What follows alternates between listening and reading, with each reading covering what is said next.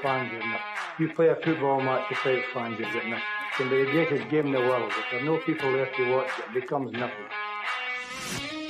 And to Johnson. Johnson.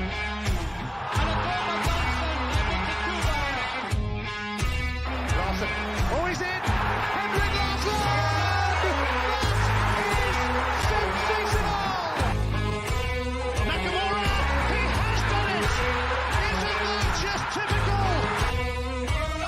The game is over. The Rebels have won. A star is born at Celtic! Champions. That's who we are.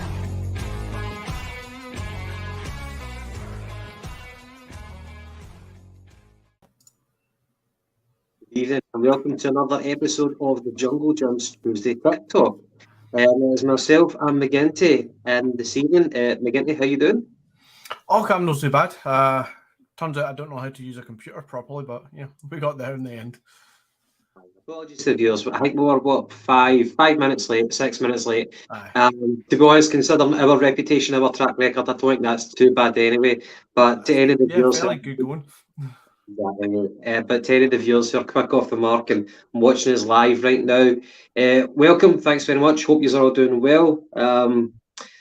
Paddy is not with us right now. Paddy decided to take a night off and go and watch the England women's team tonight.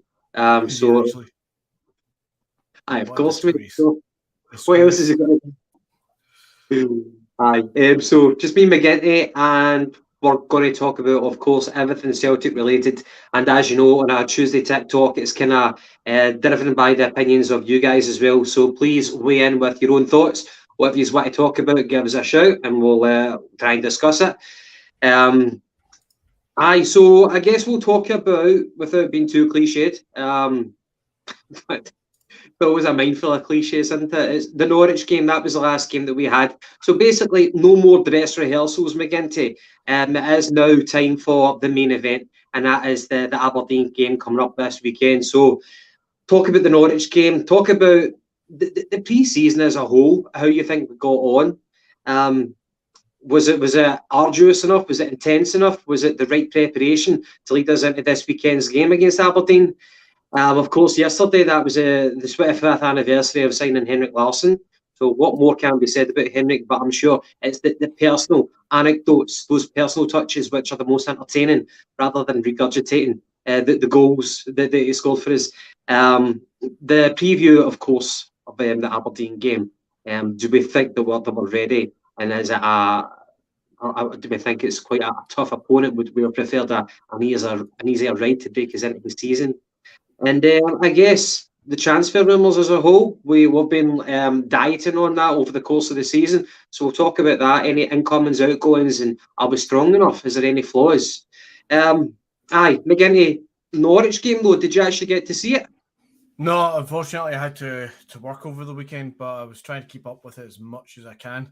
The best I can summarise about it is that we kept a clean sheet. And take it in the context of the whole of pre-season.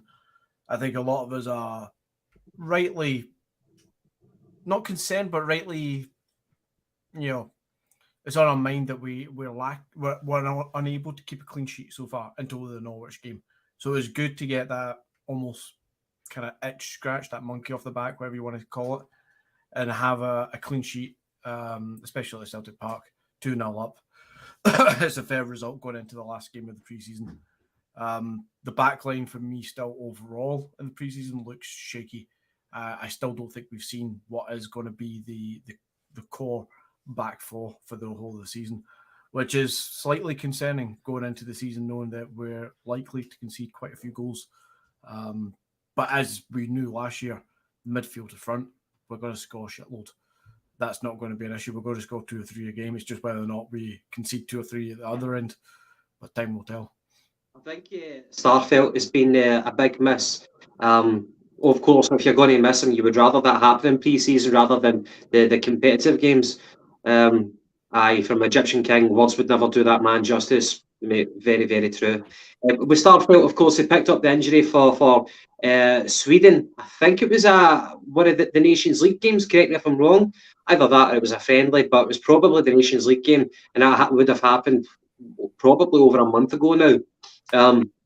But I think with Ange, we know that Ange does like a kind of settle backline, and he's much more rotational, he's much more flexible when it comes to the midfield and the attack, as we've seen umpteen times. But he does like a settled back four, and I think he only has to change it. He only changes it when he's been forced to.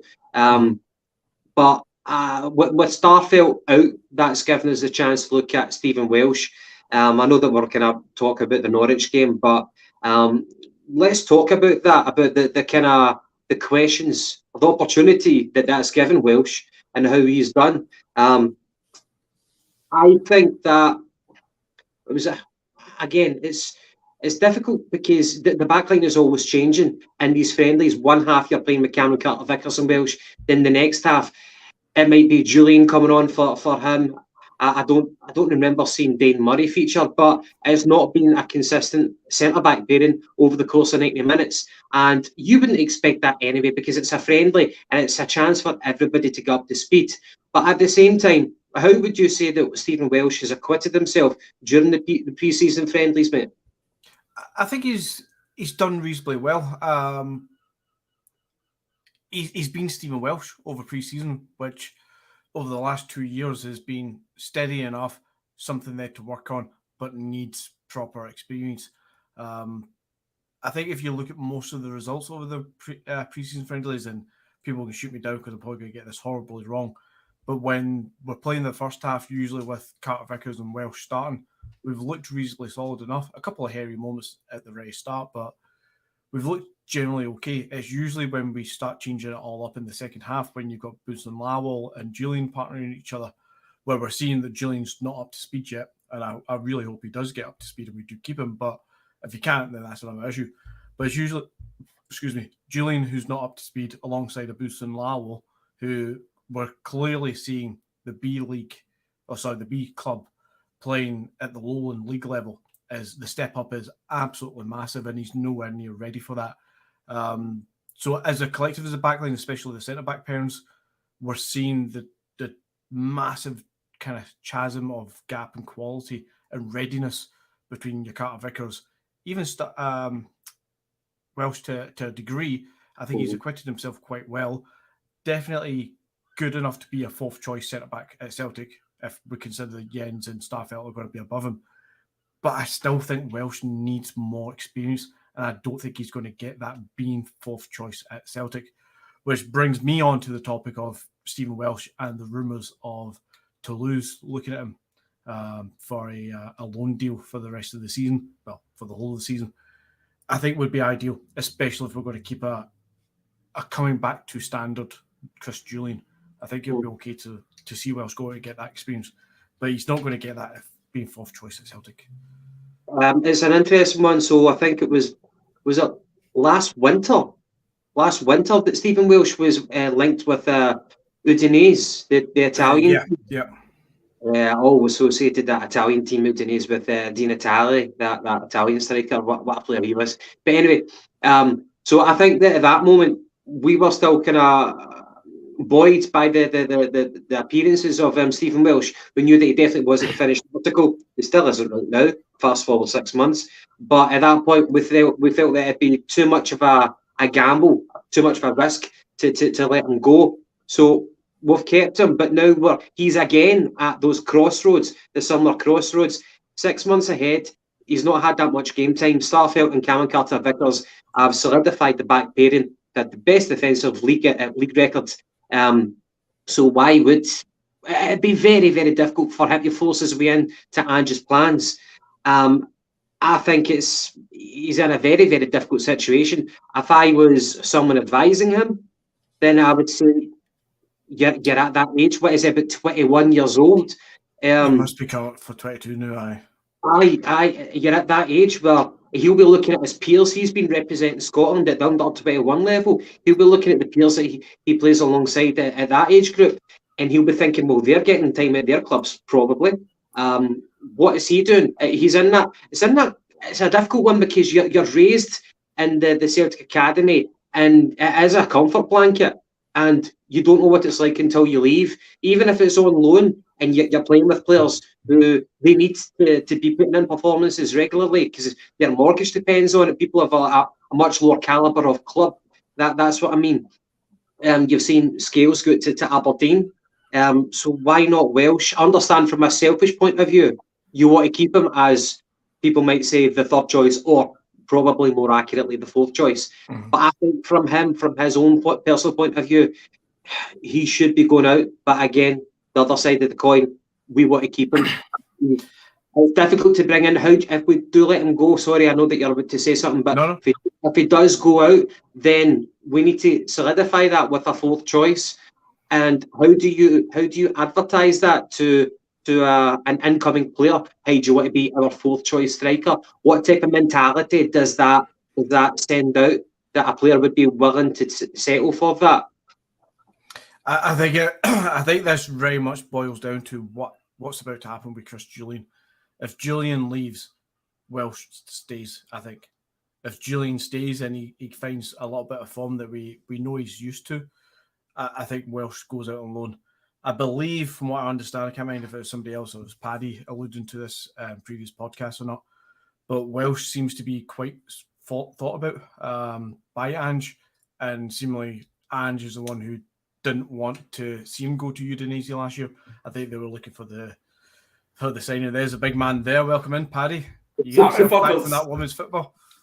Oh, it was great, mate. That's a I think it comes down to what happens with Julian. Julian stays, I think we'll see Welsh go out on loan. But I think Ange wants him to remain at Celtic and sees a place for him. He's not going to change his backline too often, especially as we saw last season, with everything on the line in season number 1. Having things settled and taking the first couple of months last year to build into the squad. I think you might see a bit more chop and change this year. I think he'll be a bit more prone to give more time and more experience to some of the kind of younger fringe players now that the squad knows what the system is all about. But you're looking at for the back line for Welsh, you're looking at what happens with Julian. Julian stays, I think Welsh goes out on loan. If Julian leaves, I don't think we're signing another centre back, but I think Welsh gets that opportunity. It could be that chain reaction. Paddy, thanks very much. Sorry, mate. Give me 2 minutes, mate. I need to answer this phone call. Straight in, he's taking phone calls and everything. Are we just no good enough for this guy? First off, I recognise that Spain top. That is a Spain away from the Euro 96. It is indeed. It now partners the home shirt that I got a few months ago. So this completes the home and away collection of this one. Funny enough, I actually bought the 2018 home shirt recently as well. It's on sale on that M&M Direct website for 25 quid. Absolute bargain. But this one, love it. Love the dark colours of it. Love the fact it just complements the home one.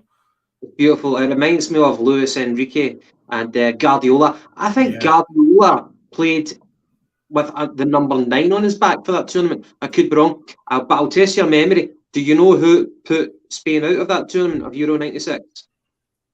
Holland? No. No. Was that 2000? It was England. England put them out on penalties. Now I'm regretting winning this. And what you drinking? This is, funny enough, not meant, but just coincides with it. This is a bottle of Spain's second best beer, Mahu. What's the best? The best would be Estrella. Anybody want to argue about that, then no. Nah, Estrella is definitely one of the finer beers that I enjoy drinking, but this is a little Mahu effort. The local co-op up here in the Shetland Islands had only just got in a couple of weeks ago, so give it a good sample. Nice one. Couple of bottles of this.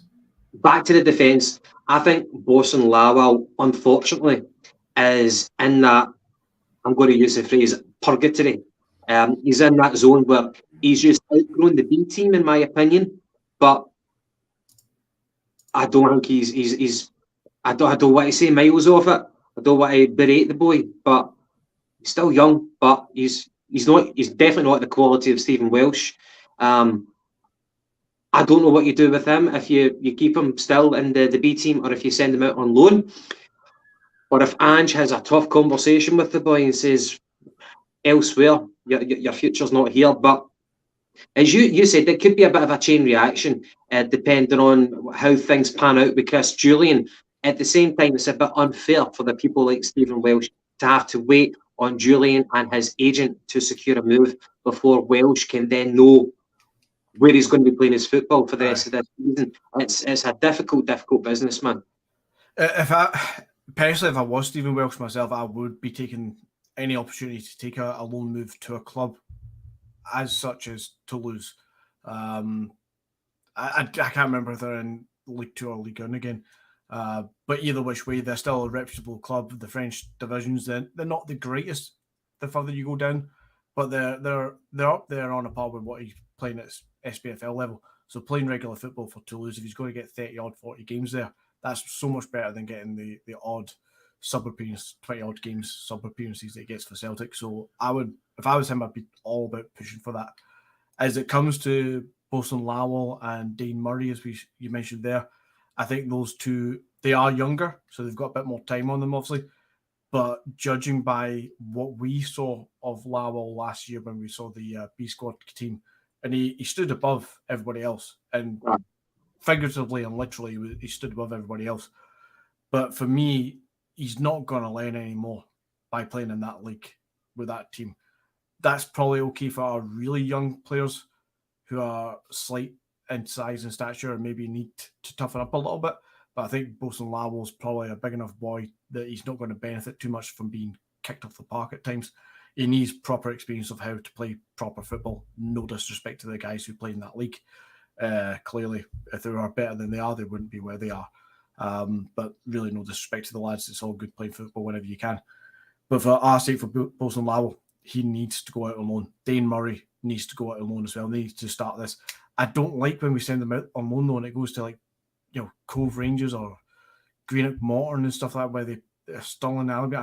I think we need them again, up a level again. I think we need them in the SPFL. When you're these kind of boys, this kind of stature, 19 going on 20, you need proper first team football. And they need to be good enough, though. They need to be good enough to actually deserve a place in one of those teams. And bringing us on to the signing of Moritz Jens. So Moritz Jens played, I don't know how long it was. He came on in the second half against Norwich anyway.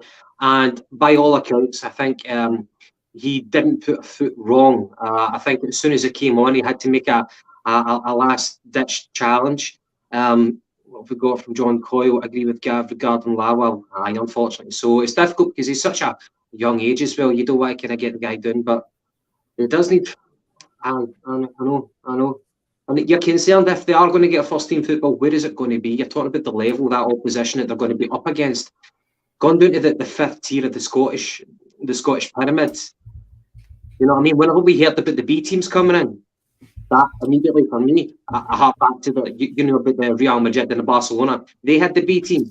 Their ceiling was the second tier of the Spanish. Yeah. They could go above that into the top tier, of course. Otherwise, it'd be fucking chaos. But that's a good ceiling to have. But for us, our barrier is way, way down at the fifth tier. It's a really poor level to be playing at. I'm all for the introduction of it so that we can get our fringe players and young players playing active football. Because obviously, once we lost the reserve leagues and all the rest, it ruined the development of football players in Scotland. So I'm all for it, but it's at such a low level. It's really not benefiting us at all, really. I actually heard today that they've brought in the reserve league again for 10 clubs, but it doesn't seem to be using any club that's got a B squad or potentially about to have a B squad. I think a couple of teams like Hearts and that are about to have a B squad as well. So we're not getting involved in the reserve league, but it seems like it is coming back for 20 games or 10 games. I don't know what it is. So that's interesting from a Scottish football point of view, but it doesn't help us in our current situation. It doesn't help us that the best we can do is, as you say, fifth tier. For me, the whole structure needs changed up, and then let the B squad / cult teams get as high as the second division, but on their own merits, of course. Paddy, how you doing, mate? Sorry, mate. I'm back. I'm back again. Missed you, man. Missed you so much. I'm loving that wee goatee thing you've got going on, mate. It's You like it? fucking a wee Zorro type thing. Goes well with the tattoo. It's totally ruined. I was going to say it goes well with the curly hair, like, but Oh, that I know. Desperate for a haircut, man. Proper need a haircut. But I'm on holiday. Actually starting today is the first day of holiday, and I'm going down the road on Sunday night. So I've got a haircut booked for Thursday. It's weeks overdue, but you know, do you guys really care about it? Some random dude's hair on an internet show? Nah. no that hair anyway, mate. Right, summary of the pre-season, Paddy. Well, we're talking about the Norwich game. We're talking about the kind of what's happening with the defence. With Starfelt being out, how Welsh has had an opportunity, how Lawal has had some exposure, and it looks like Moritz Jens will be the third choice. He looked fairly composing at that small period that he came on in the second half, and we're talking about the kind of the chain reaction with Julian. It's a bit of a strange one where we expect Julian to go, but at the moment it's kind of went quiet on that. But by the way, before we kind of talk about the summary of the pre-season as a whole, depth-wise, we're strong enough for centre-back. Yes. Yeah. I'll answer that quickly, yes, but I'll let Paddy get his tuppence worth in. We've got the numbers, but do we have the quality? It's a tough one. I would probably say no. All right, lads, how we doing? A couple of wee comments at the side.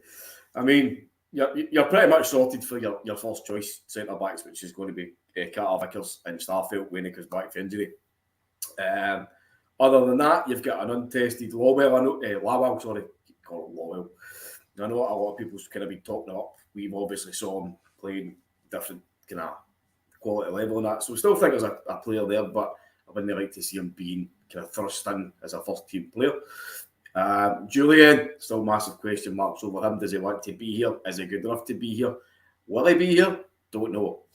Stephen Welsh, I was trying to avoid doing this whole dad pun, but he's ours to lose. But I think I think we can do better than Welsh. Jens, obviously, him came on, played what, fucking half an hour or something like that. He looked pretty decent. He was all legs. He clearly likes a slide tackle. But for a guy that size, he didn't look very dominant in the air.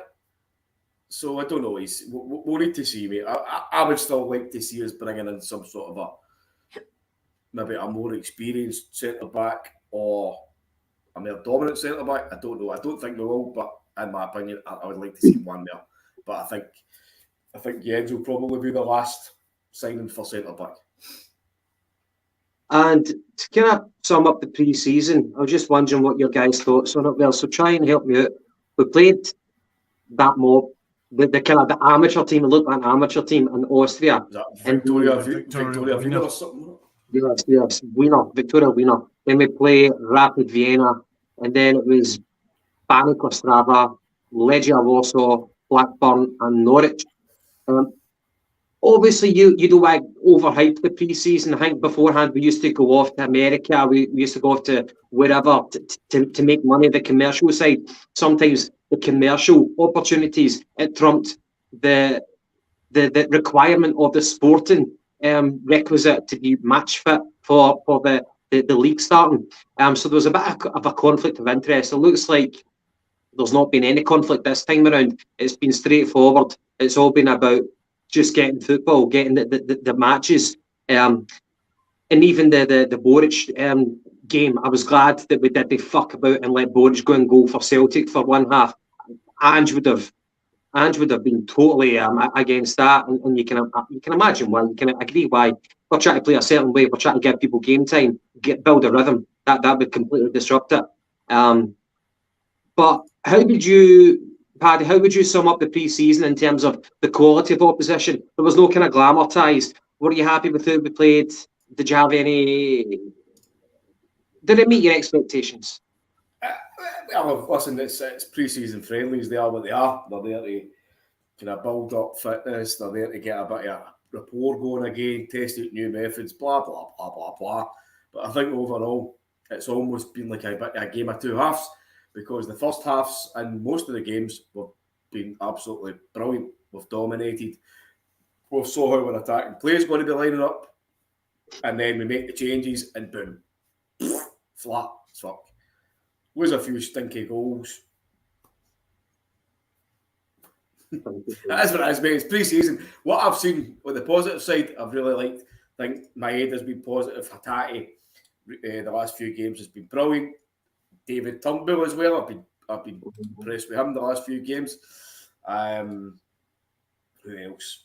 Abada's been okay. Has he? Fuck off. He's You know, been shit. He's been shit, mate. Aye. yeah. Can't fucking win this guy. You know who's been Awesome. shit? James McCarthy. James McCarthy's been fucking shit. Mate, why are you picking on a poor defenceless guy? Why are you picking on Abada? He's only played like Abada- 10 minutes. You're just Abada being- had an involvement in 26 goals last season, and some of you. I'm not talking about last season. I'll make you fucking Cesar Chavez. You're sitting there like Pablo Escobar, blowing the fluff off you. McCarthy's not defenceless. He's got you to defend him, Paddy. Correct, mate. I'll always defend the indefensible. Where's my cape? Where's it? I was just wondering if there was any question about the pre-season not being intense enough, but don't want to read too much into that. Just a question, not really much of a criticism. And I tell you what as well, mate, I don't think Mr. Juranovic has been showing a lot of intensity. I think he's been very, very poor. Very poor. Very poor. Aye, well, you can never fault Anthony Ralston for intensity, so maybe you do have a point. Maybe you do have a point, McGinty. Yeah, overall, I think I'm not disappointed with preseason. I've just not been blown away. But as I said at the start of preseason, we're not looking at the results really here. Obviously, you don't want to be embarrassed with some horrendous goal lines, but I'm not going to get carried away with a 7-0 win against Victoria Arena. I'm not going to also be overly concerned by a 2-each draw against Blackburn Rovers, or 3-each, whatever it was, and 2-each against Legia Warsaw. I'm seeing positive things. I'm seeing some negative stuff, but I can realise why we're playing some negative stuff at times. It's usually the second half performance where a lot of players get changed up, as we touched on earlier. That backline gets totally rotated out, and we're realising that maybe some players aren't ready, and that's fine. But I know fine well, I have full trust in Ange that come Sunday afternoon, we're going to be putting out the strongest 11 we possibly can, and they're all going to be fully fit and ready to go. Good question. I think it was Lanky who just said that Juranovic has looked a bit distracted, and I know that sometimes whenever transfer rumours are floating about, although you don't think that it's affecting you, sometimes it can, but I think his agent said that there was nothing concrete. It was only talks. So it's an interesting one. McGinty, who would you start playing Aberdeen this Sunday? Juranovic or Anthony Ralston? Probably Ralston. And I didn't think this time last year I'd be saying that, but that's how good Ralston's season was last year. And you can, as we just said a moment, you can't fault his intensity and his determination and stuff. I think with Juranovic is definitely the better footballer.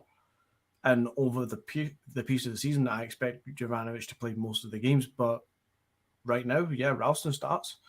You start Ralston, you start Carter Vickers, and you start probably Jens over Welsh.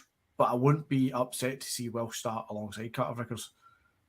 Perhaps it could be a healthy reminder from Ange that nobody's place is secured. That if you let him stand off the ball, then the other guy will be right on ahead. And that's what you want. You want healthy competition, and you want to narrow the gulf between the main player and the understudy. I think that the closest you've got is between Kyogo and Giacomakis. We love both for both of them, for what they can offer. It's different. And Ralston, and for his kind of bustling approach, and Ralston, that kind of more cultured approach to the game. Two different players, but I like the competition we've got there. I wouldn't be against it if Ralston did get the nod. Paddy, so if you want to get into the preview of the Aberdeen game then this Sunday, so obviously we're talking about the defence there, just to kind of talk about how we think that Aberdeen are going to be. You could certainly start off the season with an easier game. I think Aberdeen, obviously, they had a horrendous season last time round with Stephen Glass. To get rid of him, the whole project with Scott Brown, that was ripped up as soon as Jim Goodwin came into the office. And Paddy, I know that you were kind of aware of how St Mirren were doing last season and the way that Jim Goodwin had approached things with his professionalism. So I think he's going to run a tight ship with Aberdeen. They've had a fair bit of turnover. They lost 2 important players, and that boy Ramsey, the fullback, and Lewis Ferguson, who went off for good money. They brought in 8 new faces. They brought in another centre forward to compete with Ramirez. The Duck. Liam, pardon me? The Duck. The Duck. Aye. Guy for Benfica with that? Could be. Oh, a point. I don't know. Liam Scales, he's been playing at centre back. I think that's where Goodwin sees him, and that's his position from back when he was playing at Shamrock. But he's out, obviously, the conflict of the lone parent club. They played Wraith Rovers there in the Premier Sports competition. They won 3-0 at home. So, could be a tough game. I wouldn't be surprised if it's going to be a hard fought game. So, what's your thoughts, Paddy? It'll be interesting because, see, when we were looking at the last few games in pre-season that they played at Celtic Park, you have noticed how kind of far up the pitch Joe Hart was playing. He was almost like a third centre back. So to me, that shows us that we're not going to accept teams coming to Celtic Park and just parking the bus this season. If you want to do that, that's fine. Do it at your own peril. Because guess what? We're going to put the goalkeeper on fucking just before the half line with the other 2 centre backs, and you're going to have the rest of the team attacking you. And see if you even dare take him out and try and have a go, because the keeper's out fucking near the halfway line will just open you up and rip you to shreds, which I'm loving. And I think it's very, very positive if that's the way it's planning out the way I think it is. So Aberdeen will need to be very, very careful, because they'll not be able to come to Celtic Park and just sit and hope and expect for a draw. Their defence isn't very, very good this season. I think they're still pretty light on defence, and it's going to be even worse because, as you say, Scales won't be allowed to play because he's on loan for Celtic. So we're obviously going to set up to play the way that we're going to play and go and try and batter Aberdeen, which is the right way. So it's all about Aberdeen and how they come to Celtic Park. How do they want to play against us? Do they be brave and have a go and leave things open to us, or do they do that and like to try and sit back and try and kind of scrape a draw? Because if they do, then I think either way, I think they're going to get a few to carve them. This is a thing that we've said already last season about Ange. He's proven that you can still have 60, 70, 80% possession, but be ferociously attacking that, that two lines of 8 or 2 lines of 5 parked buses sort of thing. Whereas previously with guys like Rodgers, it was possessions for the sake of possession's sake, and something will open up eventually and we'll get that goal. Under Ange, he plays such a high line. He gets the goalkeeper. There's an account on Twitter kind of posted it up with a couple of different plays during the Norwich game and stuff, how high up that line was, how inverted the left back was, and where Joe Hart was standing, sometimes in front of the defenders playing balls out. It's great to see. It's going to be dangerous as hell, but it's going to not give these teams any time. If you want to park the bus, that's fine, but we're going to play our game of football inside your buses, and we're going to make that space happen. We're going to score goals every game this season. Obviously, not really, but we're capable of scoring goals every game this season without any doubt. It's just whether or not we're good enough to stop that counter-attack. Against big teams, they'll hurt us, but against most SPFL teams, we should be fine. I don't think for any steps in imagination that we're ever going to set up. Excuse me. We're never going to set up against like teams like Bayern Munich or Real Madrid like that. Do you know what I mean? That's purely there for Celtic Park because that's our fortress, that's our home. As I say, if teams want to come there and just sit back, then we can go and take advantage of that. We can exploit it. We can literally pull down their pants and scalp their bums. I like that you said the there. Paddy, who's your defence then? My defence. We'll just give you the one that I think Andrew will play with. I think it will be Joe Hart, obviously. Juranovic. Vickers, obviously. I think he'll probably go with Welsh. I think he'll do it. I think he'll play Welsh. And I think he'll go with Greg Taylor. 100% Greg Taylor. I actually agree. Pretty much standardly agree with that backline. The only doubt is whether or not he's ready to put Jens straight in or stick with Welsh.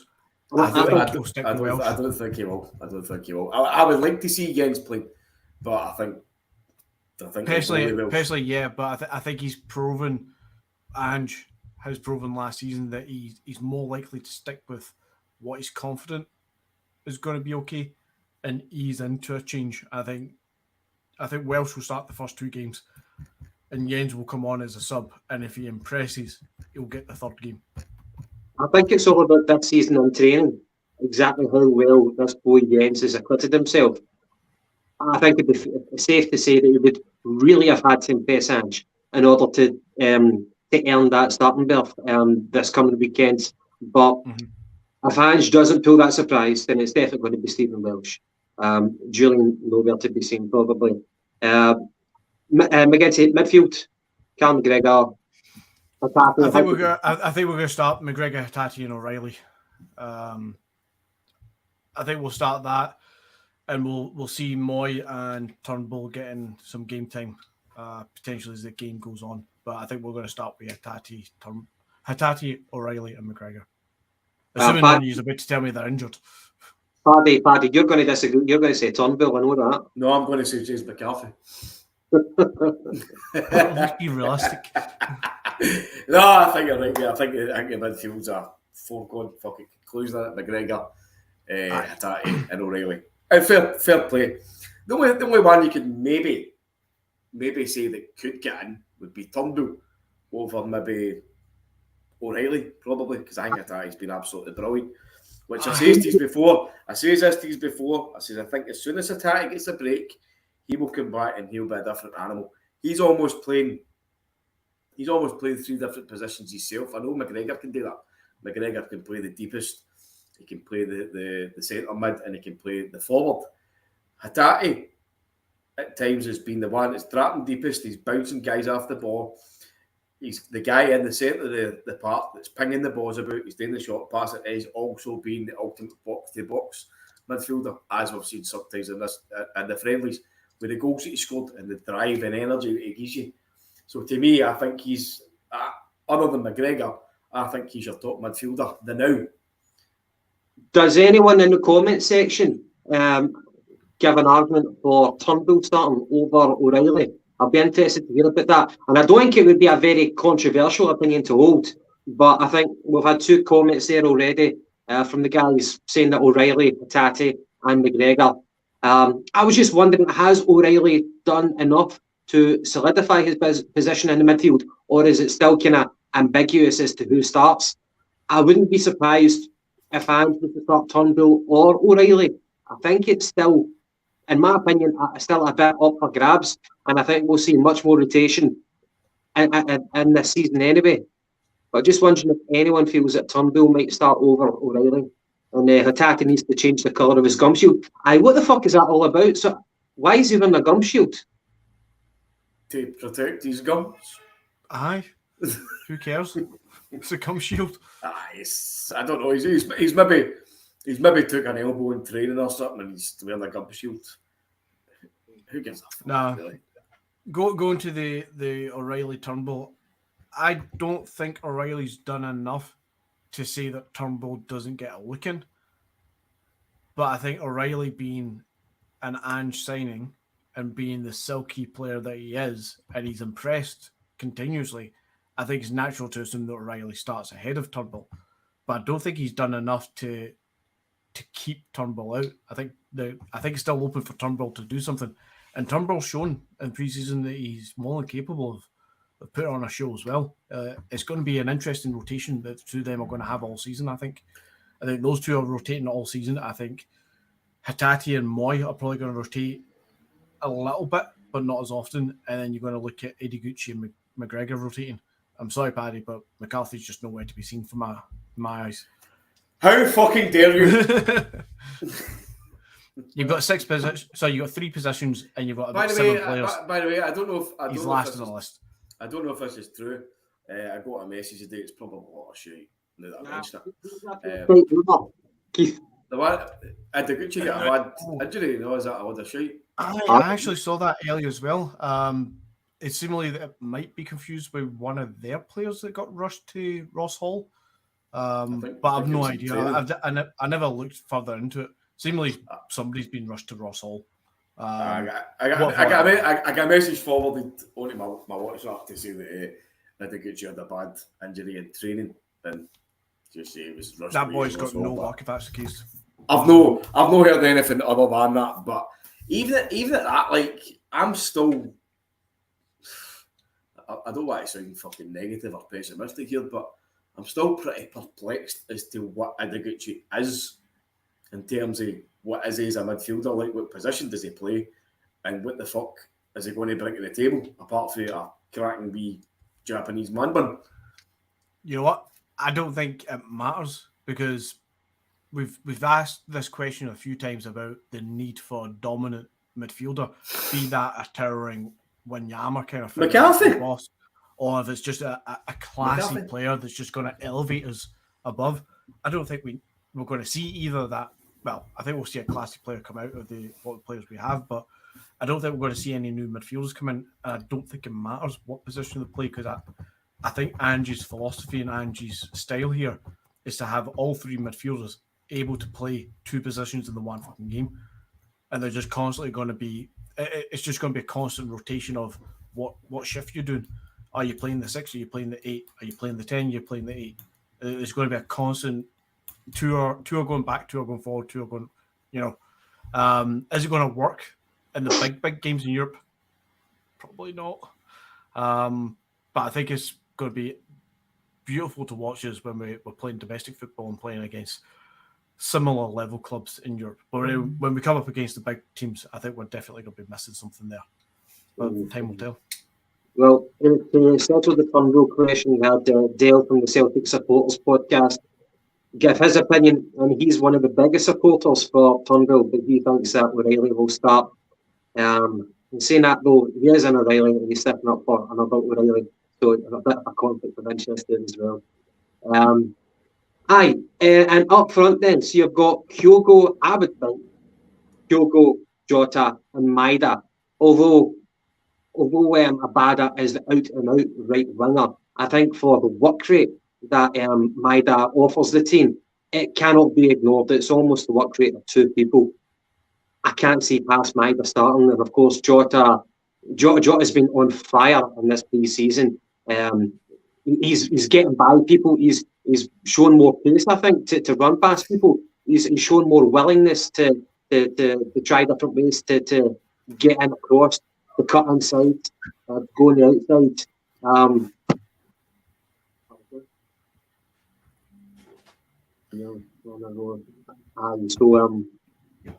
Palman, you're obviously wanting Jack Marcus to start.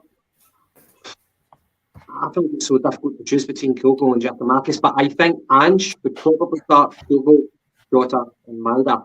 Does anyone disagree? Right,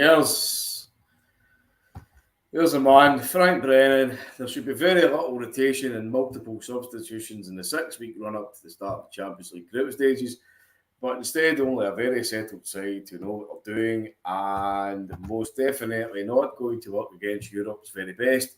So why is our manager going to do it? Frank, shut up. The fuck, man. Every fucking week, same pish. Don't discourage him, man. Just give him an opinion. You're more than welcome to your opinion, mate. So, man. No, it's a fair question, to be honest, Frank. It's a fair question. Why is the manager going to persist with something that we all can see is probably going to get us handed our arse by teams like your Bayern Munich, your PSGs, your Man Cities, your Barca, your Real Madrid, and whoever else you want to name check at the time. The answer is, no matter who Celtic put in that midfield, they're going to hand our arse to us. Let's be honest. We could have Wanyama back again. You're going to be playing up against quality players from PSG and Barcelona and the likes, and they're still going to rip us to shreds. So, what do you really do? Sacrifice for the rest of the whole of the season to play a way that the manager doesn't want to play, or do you just play the way the manager wants to play? You enjoy the football, and when it comes to the big games, you try your hardest, and if it doesn't work, so be it. You learn from it, and hopefully the players become better for it. But I think either way, the what Celtic can afford as a player, we're not going to sign players that are going to go toe to toe for midfield against Bayern Munich. We'll give it a good damn try, but we're not going to sign Toni Kroos or Pedri or Frankie de Jong or anything like that. We're not signing these players. They're well above the level we're ever going to be, and those players are just going to rip us to shreds every time we come up against them anyway. So let's just play the way the manager wants to play, and let's just enjoy it for what it is, because it's beautiful, sexy football. Listen, but see realistically, Frank, chime on this one as well. Feel free to fucking tell me I'm talking shit, not a problem. Would they be realistically expect for the Champions League this season? Honestly, do we expect to win it? No, unless you're a fucking absolute moonhouler fucking out your face on Ectos. No, we're not going to win the Champions League. Do we want to see a couple of good games? Yes, please. Do we want to see a couple of fucking cracking victories under the lights on a Tuesday or Wednesday night? Yes, please. Do we want to see a good game and a good fucking performance in Europe? Yes, please. Do we want to see where Arsenal haunted this? No. But it's going to happen somewhere. We want to go out and try and play teams. No, give them a minute to fucking sit and play possession football against us and showcase their talents. We want to go out and get into their face and break down play and go and have a go. So let's just do it. Doesn't matter who's there, what personnel we've got, the players that we've got. The manager's fucking had a bit of learning last season in the Europa League and the fucking sexy Conference League, as Gav used to call it. So let him just go out there. He's earned a wee bit of trust. He's fucking played some beautiful football domestically. Let him go and see what we can do. Do you know what I mean? If Gordon Strachan can take a fucking team of guys like fucking Paul Telfer and Gary Caldwell and whatever the last. No, I don't think he was there, was he? Was he not there, that team? Right, so if he can take players like that into the last 16, so can Ange, but just let them go and do what they're doing, and let's just hope for the best. Let's just hope for a good campaign, you know what I mean? And possibly finish third and get a lot of games in Europe, because it's good for fucking pubs and runabout, you know what I mean? They'll get an extra few games, so. Put it this way. Last year, in the Europa Sexy, we went up against Real Betis and Bayer Leverkusen, and we went toe-to-toe with them. And that midfield did not have Hatate, and it did not have O'Reilly in it. It will now. See, so for if we can go toe-to-toe with those two teams without them, I think this year, exactly, we're coming up against them is potentially challenging for second spot, but definitely challenge with those teams for third spot. I think we go in with a good chance.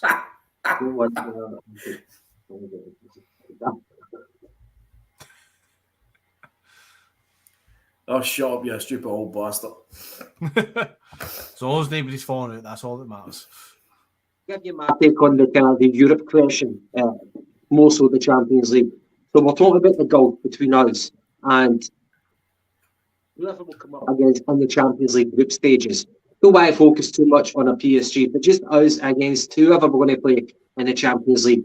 We're thinking that the gulf is too big, or that whenever we think we're being realistic, the gulf is too big. Maybe that's what we've been told to think, but maybe it's not going to be that bad. We're going to find out when we kick off. But I remember whenever we played Ajax in a qualifier to get into the Champions League under Mark O'Neill, we beat them 3-1 away in Amsterdam. And I wasn't used to actually doing well in Europe, certainly not doing well away in Europe. And I thought, we don't really have a chance. I was a young boy at the time, and it was just my judgment was based on what I'd seen before, historically. Namely, like wearing shirts like this back in the 90s, which was always fucking grim. But we won 3-1 away. Then, even in the Parkhead, when we beat Juventus 4-3, I remember being in the car listening to fucking scoreboard with Hugh Keevan saying in his nasally voice, we were never going to do it. And we did it. So sometimes whenever you're that pessimistic, Celtic can actually surprise you. And I think with the philosophy that I just got, totally different from a Neil Lennon or a Gordon Strachan, where they were pragmatic and they did it defensively. This time, admittedly, it's going to be higher because Ange likes to live by the sword, die by the sword. He wants to play that attacking, free-flowing football. But it makes me think of teams like, remember Atalanta from the Italian side? They had a few years of success very, very recently in Europe. They were doing very well. Of course, the Ajax team, and they got to the semi-finals. And even Athletic Bilbao, they humbled Man U away at Old Trafford, and that was under Alex Ferguson. At that point, they didn't really have any well-heralded, celebrated players, but they believed in their philosophy. And is it so much, I know this sounds really romantic, but is it so much to hope for that we can't emulate that kind of philosophy? If you're going to do it, you have to believe in it 100%. And as McGinty said, with the Japanese boys, the energy and the composure that they've shown, a year under Ange, let's see where we get to. If we're going to do it, we need to fucking believe in it. But we'll find out. The golf could be fucking massive. We might get fucked 5-0. But we might actually get some respectable results in this Champions League stage. By the way, like, back to Frank, he is right on a couple of things. 100%, can't argue it. Still think we are one or two players short, but like the manager's already said, oh no, sorry, he's no sorry. It was your man Anthony Joseph, who's been quoted in the media as saying that Celtic are still on the lookout for a forward player and a kind of central defensive midfielder. But apparently there's a wee bald chap wanting to come in and say his piece here, Gav. Before he says anything, he needs to tell us something about that football tap that he's wearing. Never mind that. What about the tips he's got on the show? How are we, guys? How are we? No bad, Del. No bad yourself. Very good, mate. Very good, man. Glad to be back in a wee blather with the boys. What are you saying to the Europe one? The what? Sorry? How we're going to do in Europe. So are you pessimistic? Are you optimistic? And I'm talking about the Champions League. How we're going to fare?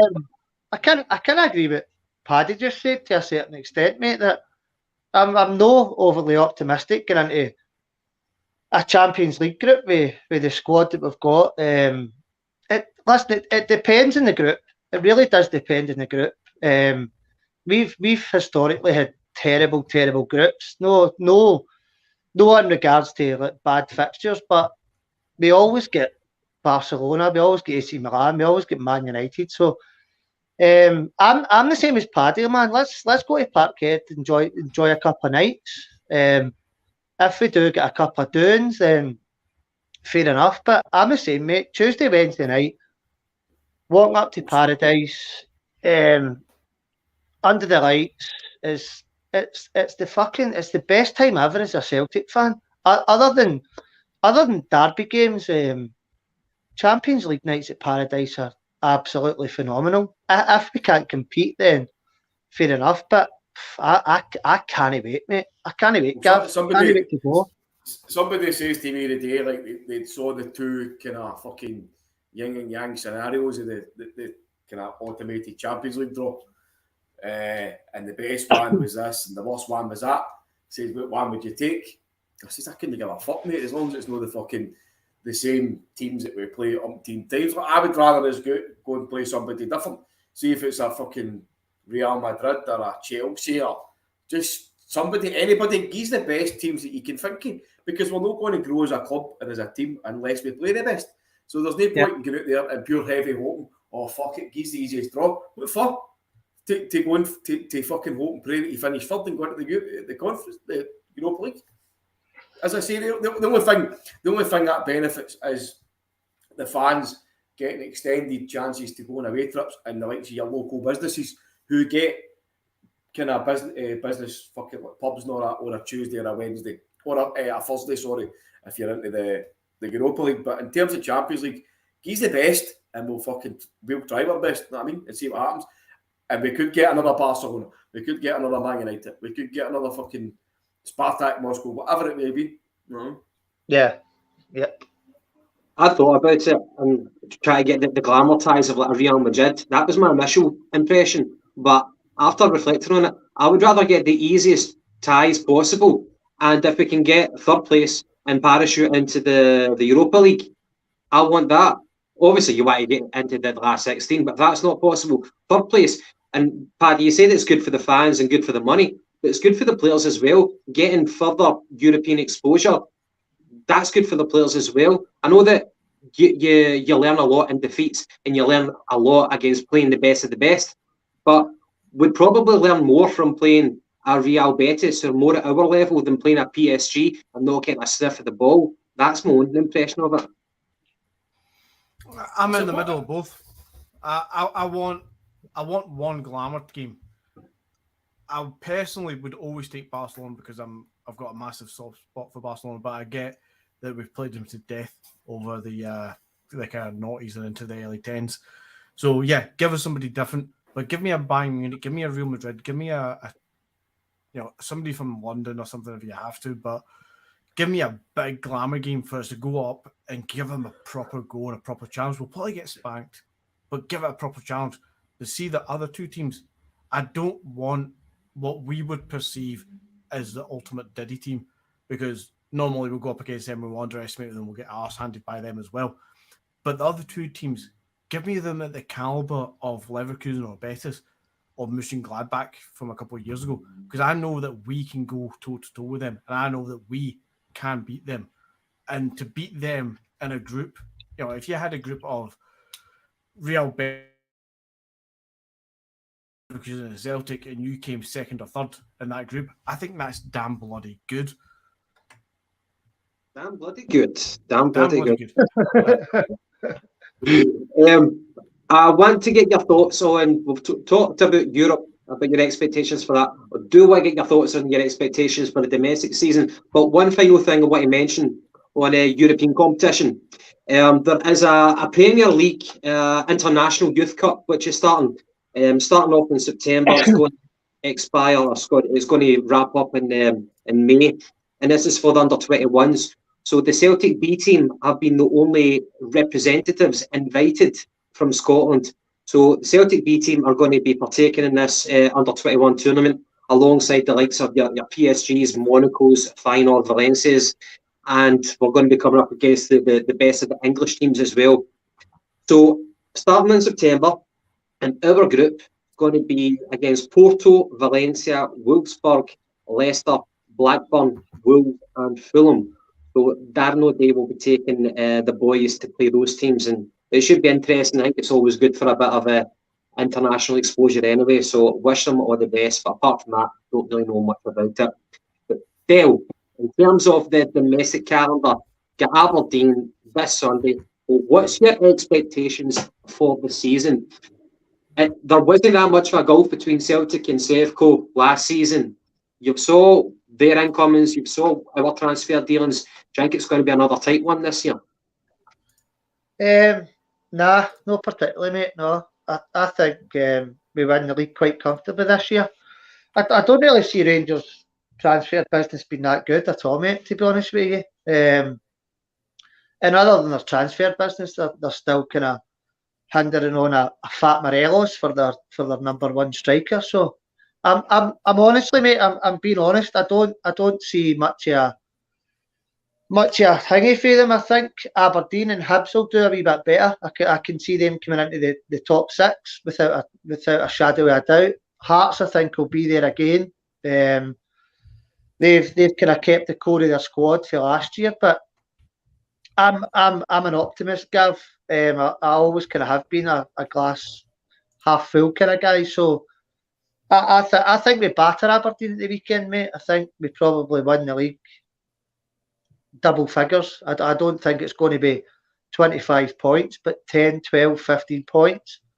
Is the treble going to be on? I don't know. I think the lesser teams have spent a couple of quid this year, and the likes of Aberdeen and stuff. So I think it's going to be a very, very tough season.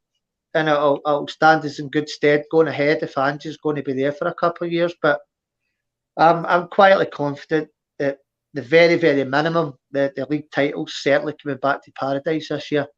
Good thoughts. And we are talking about the other teams in the in Scotland have kind of strengthened. I was reading an interesting article where it was about the changes that Brexit's happened. Without boring you too much, it was about obtaining a visa is quite different from how it used to be, and that's how we've kind of seen like Celtic getting all these Japanese players. It's based on like a kind of point system and how many caps that they've got, but how strong that their current team is and how much the fee is going to be for them.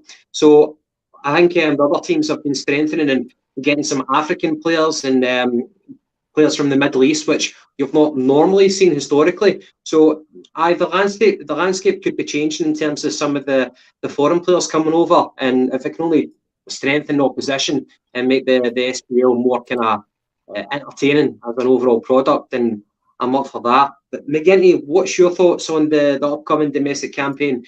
Are you optimistic like Bell? Yeah, I think we'll win it by 10 points. I'd go with that as well, mate. Definitely. I'm not going to pretend that, what do you win it, 27 points 1 year and stuff. I'm not going to pretend it's going to be that high, but I think we'll comfortably win it by 10 points. I think we'll be 6-7 points clear going into the break. Probably will have been that way for a while. I think I just feel confident. I don't see us changing much from last year, apart from being more confident in the style and the setup that Ange is going. I think all the players understand what their job and their roles are now. I think they all work very well. We have absolute quality where we need it to be, such as Maeda, Jota, Kyogo, Giamacas, O'Reilly, McGregor, Hatate. I think that's your middle to front. And so long as they all stay fit, I think they're scoring goals for fun all season. We will have issues at the back, of course. We might see a couple of annoying draws or small defeat here and there against a Hibs or Hearts or something, unfortunately, but nowhere near the scale that would be concerning for a league title win. And I think Rangers, they're the biggest challengers that we're going to have. And I think, yeah, sure, they've lost a couple of players that they will definitely miss, and especially in Aribo. But they've made a couple of signs which, yeah, they could all work out perfect for them, but I just don't see how any of them are going to come up against a team like Celtic, who were superb. After the first month last season, we were absolutely superb throughout that season. And we're just going to continue that into next season because we've not lost anybody. Beaton and Rogic, yes, we've lost them, but they were not mainstays in the squad at all. And the squad was always developing without them in mind. So, yeah, this squad of players, they kick on from where they left off last season, and that is in a fantastic position. I think middle to front, but everybody says that Ange's second season is always far more entertaining, far more successful than the first. Middle to front, I'm very, very happy with it. The one aspect of play that gives me the fear is the passing out from the back. I understand that Ange is not going to change his philosophy on that, so we need to get used to it. But I'm just wondering, the middle to front, they're going to improve. Yeah, much better than what we saw last season. But how much improvement are we going to see with passing out from the back? Hart is being with the ball at his feet. Don't think he's that great. No. That was obviously the main reason that Guardiola got rid of him. And he's been brilliant for us in the first season as a shot stopper. He's adapting to it, or he's trying to adapt to it. That's what Ange has asked of him. Yeah. And we've seen, I think with the change that we've seen in pre-season, where Ange has been much more advanced as that kind of sweeper keeper, I think that is how obviously Postecoglou wants to play. I don't think he really pushed that on Joe Hart last season because there was far too much work to do, and he felt maybe just keep doing what you're doing, try to pass out from the back. But now he's putting more, he's asking more of Joe Hart, and that's what we're going to see this season. I've just got the fear. That's the one thing that puts the shivers up the spine whenever you see that, and whenever you see people who are effectively pressing us, how we manage to retain the ball and beat that press. Sevco really put the press on us, and especially in the last two games, and I think they got the better of us quite a number of occasions. We struggled to get it past them. So I'm just wondering how much progress are we going to see from that aspect of our play, because Ange is not going to scrap that. He's going to keep doing it and keep doing it. So how are we going to... That's definitely a big worry for me as well, mate. I think the pre-season games, especially, even going back to the earliest game, I think we won 6-0, and then going into Australia and Legia Warsaw, and even the Blackburn and Norwich games.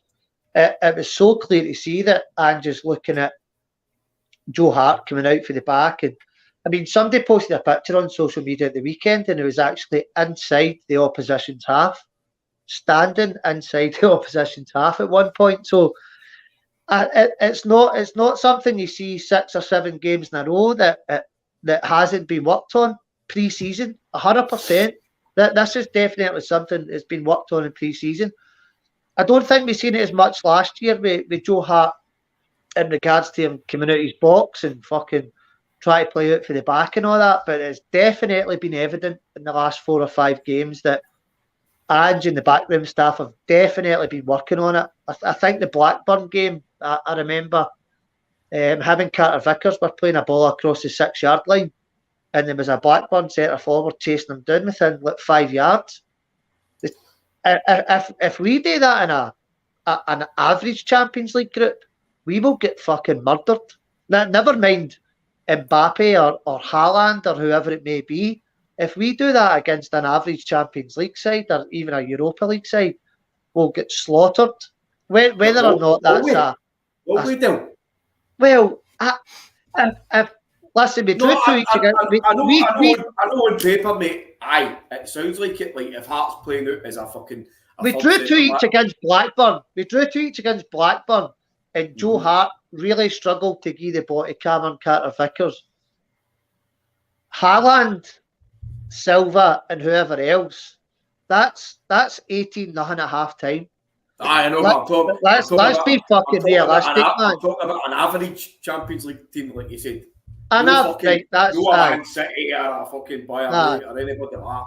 I mean, I honestly think, mate, that our problem for years and years and years, and somebody mentioned it in the comments. I think it might have been Frank Brennan, and you're right. Rodgers did get slaughtered for his tactics and approach in the Champions League, but that's because it was pish. That's because it was boring. That's because it was sideways, ball attention, nonsense.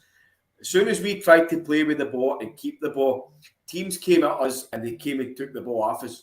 But I'm just doing that now. But that's the point. That's what I'm just doing now.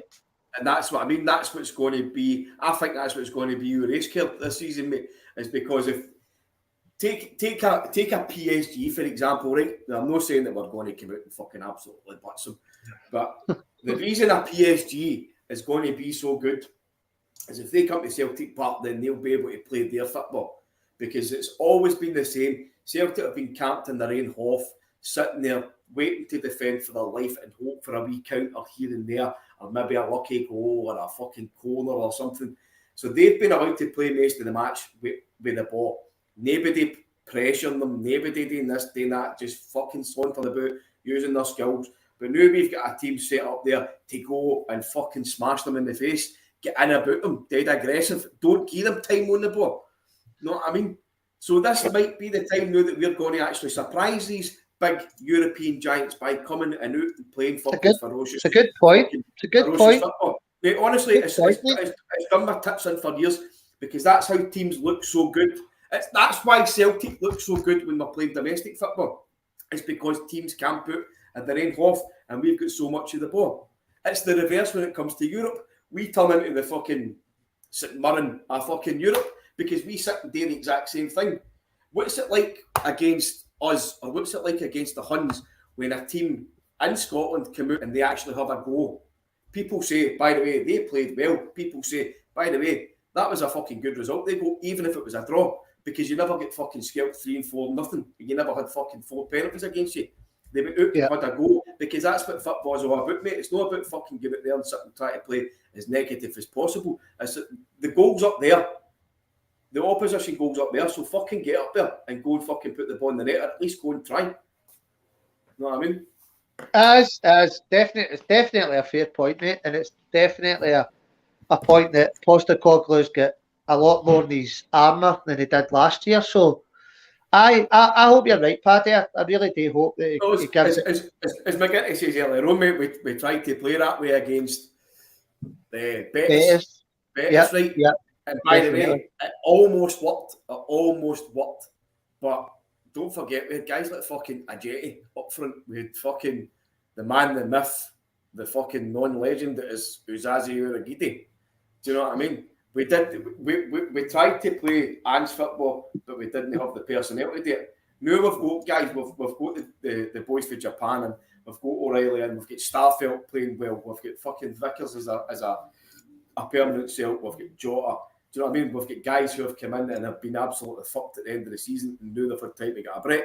So this could be what Ange was talking about, saying that he didn't need a plan B because he wants to do plan A, but he wants to do it better.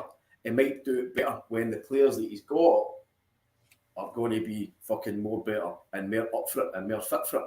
And that's when you're hoping guys like Anton Macalone will come in and do the business, and have been doing the business, getting the guys fit and ready just for fucking constant pressing. I know what you mean, Paddy. I know what you mean.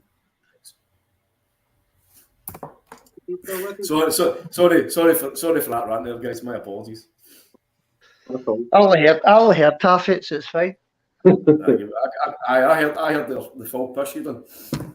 Oh, mate, honest to God, mate, see if you've turned 40, man, the bladder's fucked.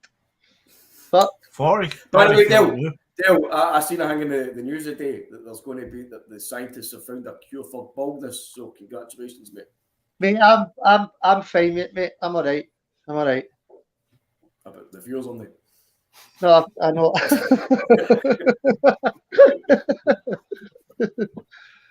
Hey guys, yesterday, obviously you have heard that yesterday was the anniversary of us signing Henrik Larsson. It was 25 years to the day. How can you talk about Henrik Larsson without being cliched? How can you talk about Henrik Larsson and actually say something original? He's a prick. No, I'll tell you something. Well, I'll ask you something. How is it that I saw the picture that Celtic tweeted out yesterday about the 25-7, and it had Larsson, and I presume a picture of Larsson in every strip that he played in. I think it was 3 home strips and 4 away strips. It looked fantastic. How is it it's taken until 2022 for me to realise that Henrik Larsson only had dreadlocks for 1 year at Celtic Park? Not 2 years. It's got to be where you stay, McGinty, you know what I mean? That's you just realised that what's happening. I lived 5 miles away from Celtic Park when we had Larsson, to be fair. He had dreadlocks in 97, 98. He had dreadlocks in 98, 99. And then he shaved them off a few months into Martin O'Neill's season. So it's just one. So that's two and a half seasons. He played in, but it was 2 years at the time. But still, I feel like he had dreadlocks for so much longer than that.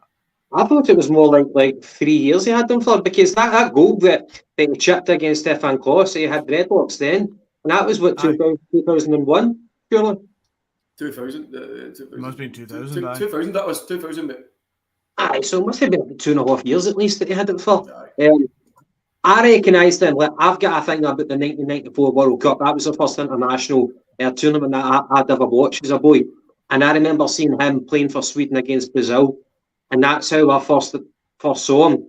And like, I always used to think like he must have been a teenager back then. But correct me if I'm wrong, he was 27 when he signed for Celtic.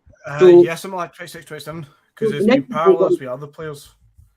Aye, so the 94 World Cup, he must have been, 24 then? So, yeah, definitely a seasoned professional then. And he scored in that tournament as well in the playoff, the third place game against Bulgaria.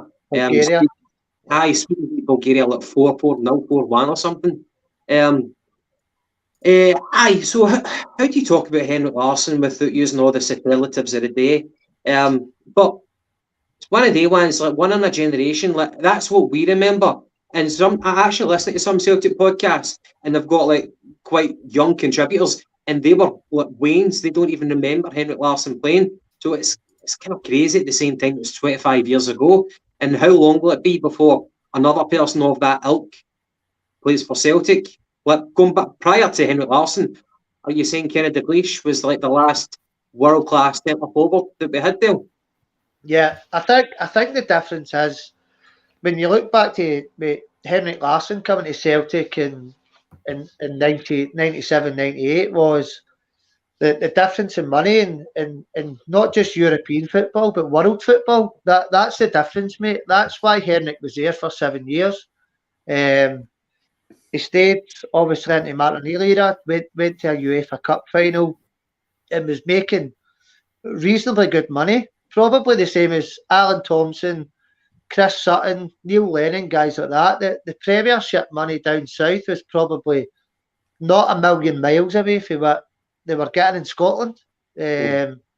So that's probably why, for me, Gav, you'll probably not see that kind of player again.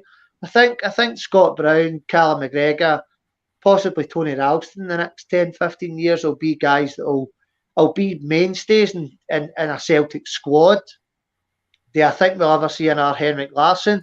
I very much doubt it, because Henrik Larsson was a superstar who probably overstayed his stay at Paradise in regards to how good a player he was. So I don't think we ever see that again. Probably not in our lifetime, mate. Probably not in our lifetime. It's just quite sad to say, but is it realistic? Probably. And unless we have a superstar youngster who comes through and thinks to himself, fuck it, I'm staying at Paradise for the next 10, 15 years. I don't think we ever see another Henrik Larsson. Do you not think it was mental to think as well, right? That obviously, like, Larsson was a quality player, kind of came in as an attacking midfielder, and then quickly changed into a forward player. But I still think it's unbelievable how Larsson never transformed into such a world-class player until he broke his leg. He came back better. He definitely came back better. Absolutely, mate. He came back. Is that Leon away? Aye. Was it Leon? I think it's was it Leon? Leon was foot against his leg. We totally fucking. The season was gone. As soon as Larsson broke his leg, and then he actually came back sooner than expected and made it fucking for the end of the season. And he came back an even better player just in time for Martin O'Neill coming into the club. So it was almost as if, like, I don't want to sound too fucking cheesy or anything. No. It was almost like the stars aligned. Do you know what I mean? And then fucking they just came together, mate. And I think he came back for the final game of the season because Sweden were about to play in like the Euros, I think it was, and the manager said, "You need to show me that you can actually play. You need to get a bit of game time before I select you." And I think he played in the final game of the season for Celtic, and that's why he got selected for Sweden in that international tournament. Correction, it was bad. Sorry, Frank, you're fucked, pal. They haven't. And Dale, what you were saying about like when are we ever going to see another player of that ilk? I think the closest thing would be the pathway that Kieran Tierney showed. To cut, like, you bet has to be a Celtic fan, like a born and bred Celtic fan, because you look at the talent that Celtic homegrown players and like Scottish homegrown players have shown. It comes in cycles. It might be every 25 years or so that a gem comes through. We had Kieran Tierney, and obviously it was the board who sanctioned his move. I don't think he was really pushing for it. But once the board said you can go, then that's when he agreed. I think that might be the only other kind of avenue for us to get a proper world-class player, would be for a homegrown player to come through before eventually goes to England. And then if you look at that, on the flip side of that, you look at the guys that are coming through, Gavin, the guys that are coming into the squad nowadays. You've got Owen Moffat, who's kind of broken a wee bit. There's a lot of talk about Rudy Vata's boy, the ball level with the back as well, and these guys are getting named, but they're not getting a lot of game time. So I think the sticking point with Celtic is, or it's maybe not a sticking point, it's the quality. Kieran was one of the players that had the quality under Ronnie Dylan and through the Brendan Rodgers era, who was good enough to actually come in, make an impact and win trophies. So there's been a lot of talk about the young team in the last probably 18 months. Obviously, Murray, Owen Moffat, even John Joe Kenny in the last 6 months that are saying these guys will come in and do well, but they're getting absolutely no game time. And that's what's so hard for Celtic fans, and is bringing these guys in and giving them game time to actually prove themselves. KT was given that time.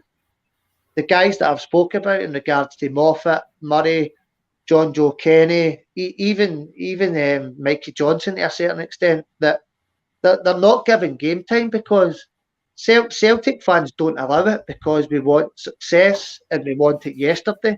So it's very, very hard for the young generation to push through it unless they have that exceptional quality that Kieran had at the time, and we've probably not had it since him, to be fair. That's a good point. Do you know think, like, sorry for butting in there, Gav. Dale, you'll remember it, I know. Gav, you probably remember. I think it's obviously, I think it all changed as soon as they relaxed the kind of the foreign player quota. Because mind you, could only sign like 3 guys that were Irish and further, you know. Yeah. Like, so you had to use Scottish players. The under 21 rule as well was a thing, wasn't it? Aye. So you had to use like Scottish players. You had to use your under 21 players. So you had to go and tap into your own pool. You had to go and shop within your country, your region. But now you can go and spend 300 grand in fucking Kazakhstan instead of Kirkintilloch. Do you know what I mean? probably about the same kind of fucking same kind of place there, but see before Dale, you're talking about like Celtic fans demand success and they want it yesterday. Totally agree with you. Do you think that it was easier to bring through youth before the money really took over football? And I'm talking about Scottish football. Well, when it was just Celtic and Rangers who were winning leagues, you had like Dundee United, you had Aberdeen, and even like going back prior to that, like other teams were much more competitive as well. So it wasn't always a gimme that it'd be one of the Glasgow clubs. Even obviously with Celtic under the original 9 in a row, but we're still bringing through youth players, the Quality Street gang and stuff like that.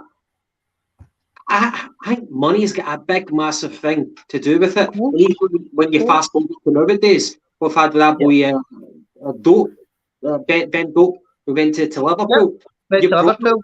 He probably won't kick a ball in anger for another few years. But it's the money which is what seduced him doing to England. And I think the competitive nature of Scottish football is went out the window. It's only Celtic and Sevco. And the money to tempt away whatever potential we've got right now in our books, the money to take them away to places like Bayern Munich, which we've already seen as well, that's killing it as well. It's difficult. Of course, 100%, mate. And I think if you're even a Jota, a Carter Vickers, or a Juranovic, or whoever else it may be, in a Scottish league, there's being realistic. And if you go to social media and you say stuff like this, people fucking slaughter you. You're talking piss, you're negative, you're blah blah blah. These guys aren't at Celtic for the rest of their career. That's just a fact. That's not been me being negative. I've been going to Paradise for fucking 30 odd years. So you get these pricks on Twitter and Facebook and all that slaughtering you because you're saying Jota will be away next year and Kyogo will maybe be away next year, and these guys. Scottish football, in regards to the top tier of European football, is a very, very small fish in a fucking big pond. These guys are making good money by all accounts. Compared to us three sitting here talking piss who go out and bust their arse every week, these guys will come here. The Carter Vickers and Jota, for me, have signed big contracts because they're going to be playing the Champions League this year. if we can hold on to these guys for another year, then brilliant. And my point of view is, and I've said it so many times in different podcasts and people disagree with me, see if we can keep these guys for 2 or 3 years and keep on bringing trophies in, have a decent run in European football and sell them on for big money, then that's just the way it fucking is. Yeah. We're a selling club, whether people fucking like it or no. We are a selling club. That's just the way it is. In regards to Celtic being financially stable, I understand people's point of view is the season ticket money and whatever else it may be. Jota is a superstar in the making for me. The last 2 games I've seen him in pre-season has been absolutely outstanding. Carter Vickers, we don't know yet because he's not played the Champions League. But I just think that the days gone by with bringing the youth through and whatever it may be are just sadly it's gone. We're a stepping stone to bigger things now. But as long as the silverware comes in, the fans are happy and we keep winning trophies, then I'm quite happy to plod along. But some fans just need to take a wee step back and be realistic rather than going and shout about people being negative, but because everybody's got an arsehole, know what I mean? And everybody's got an opinion. So let's just agree or disagree and no try and slaughter each other and nail each other on social media, man. Know what I mean? Like, I agree. I agree, Phil. And the kind of us being a selling club, that's not a new thing. I think it's gotten worse now because the chasm of the money. But even back right before we won the European Cup in 1967, just before then, we sold Paddy Crerand to Man U. And then in the 70s, you know, Kenny Dalglish, Lou Macari, people of that ilk. And then fast forward another decade or so, you're looking at you know, so there's that behaviour there, but the chasm between us and English football, and as well as obviously the temptation of just playing with people of a higher calibre down in England, it's just getting bigger and bigger and bigger. So you can't fault Celtic for this. It is the model. It's the model that we've actually done well with, and that's how we make a lot of money from people like Dembele and Van Dijk and stuff like that. Yeah. Good scouting. Buy them for a reasonable price. I'm glad you said that, Gav, and I'm glad you agreed with Dale, because that whole fucking fallacy that we only a selling club or we shouldn't be a selling club is exactly what it is. It's a lot of shite.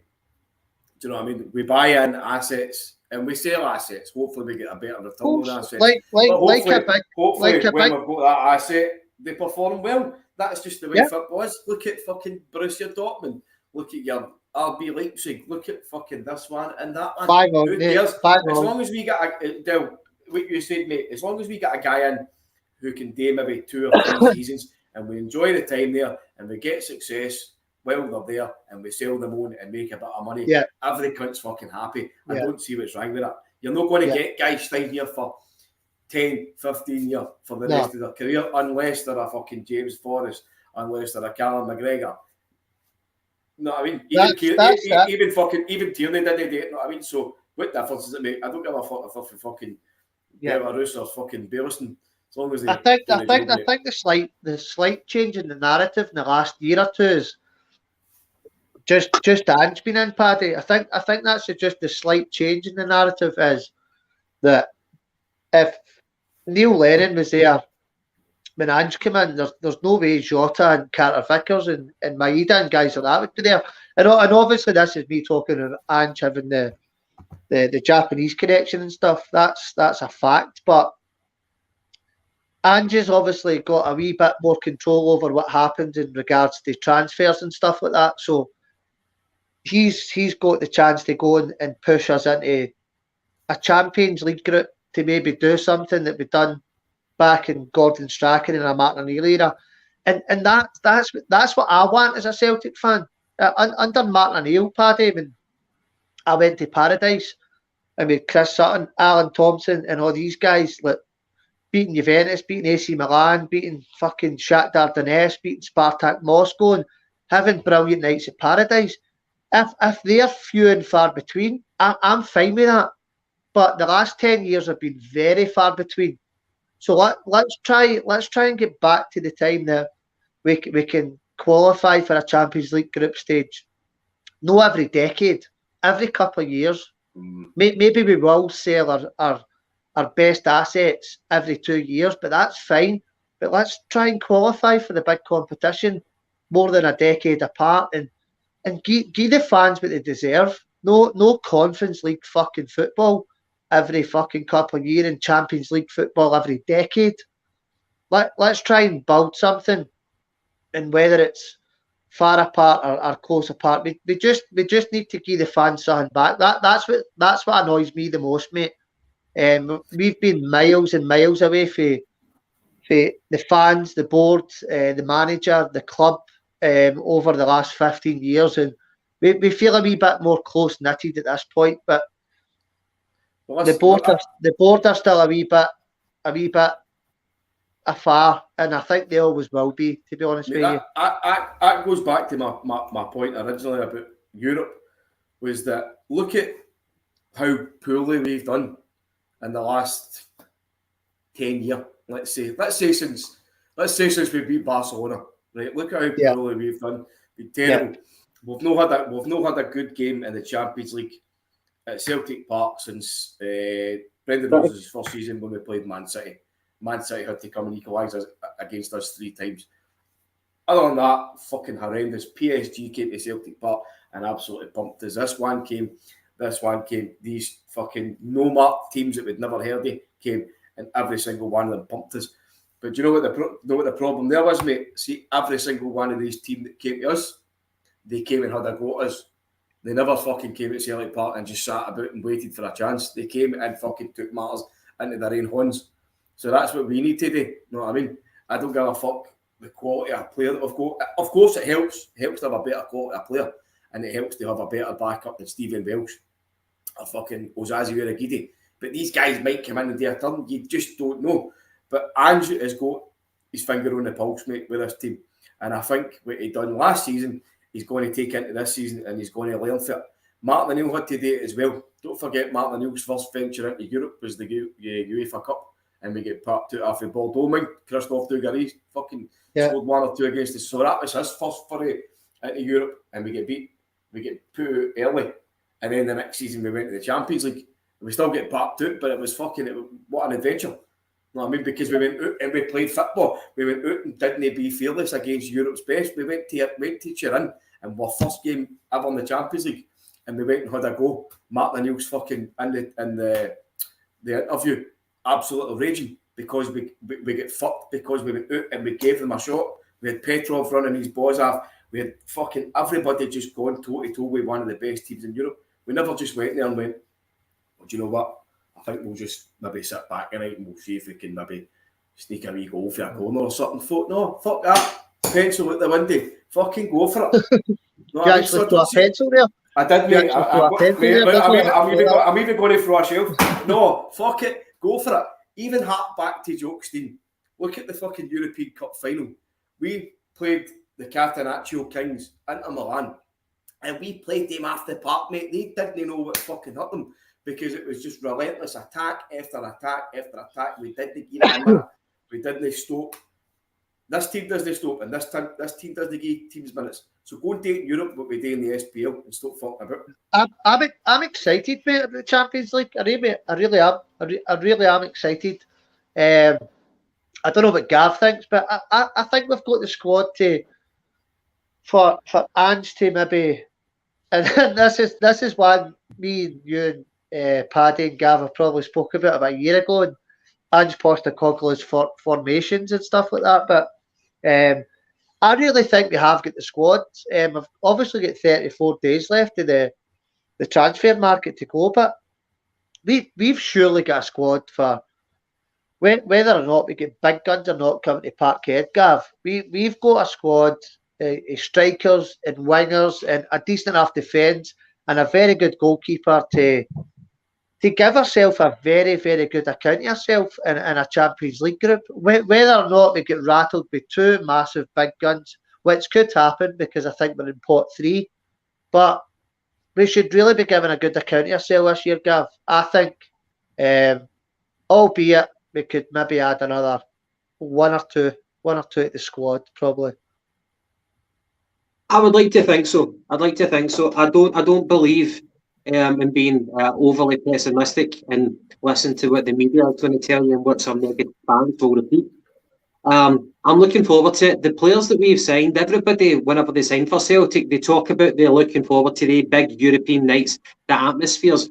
We need to bring that back, and the onus is on the fans to reciprocate and bring the atmosphere back and remind the players exactly why they signed for Celtic for these big European nights.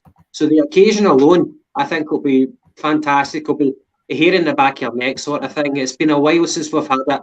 I'm looking forward to it, regardless of who we get. And I think the players will reciprocate. The players will put in a respectable performance. So, aye, bring it on. And we've got Ange Postecoglou.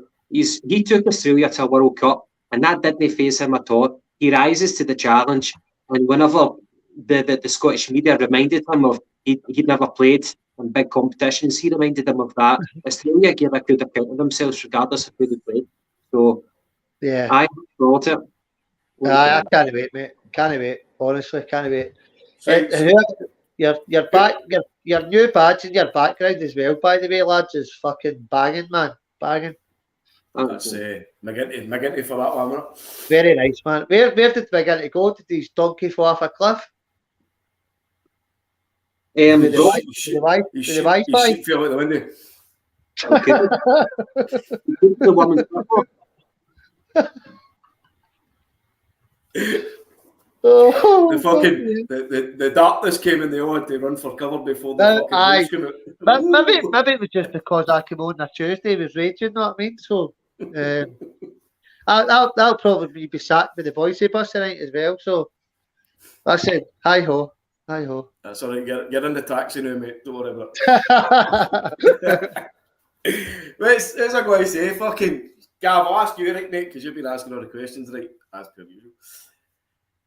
If I was to give you the choice now, if you were allowed to choose Celtic's group opponents, who would you pick? Oh, Your three teams. Okay, do you mean like one really tough team and then two kind of mediocre? Anything, mate. Anything. would you like me to go and get my iPad, Gav, and get the group pots up? Well, I know that the top seed are Eintracht Frankfurt. I would take them as the top seed. For a Yes, party. mate. Aye, just to fucking thank them.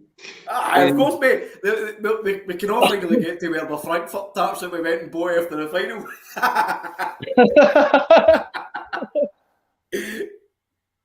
Aye, if you could remind us then, Bill, if you're able to bring that up. Aye, you can keep talking, man. You don't want to keep Is looking that at my iPad. is that a tablet or are you just holding your phone really close to the camera? No, it's my new iPhone. What's happening, Mo? Nah, mate. Nah, I'm away on holiday tomorrow. Nah, I'm actually indoors. 2 minutes, right? Champions. Aye. You better keep talking, man, because I'll be fucking bored here. Paddy, what I said was I want the easiest draw. I'm not looking for glamour because I want the best chance for us to proceed, to get to the next stage. Do you think it's impossible that we get to... Nah, nothing's impossible. I was going to ask you, do you think it's impossible Ask me the question, go for it. I was going to ask, do you think it's impossible to get to the last 16? But nothing's impossible.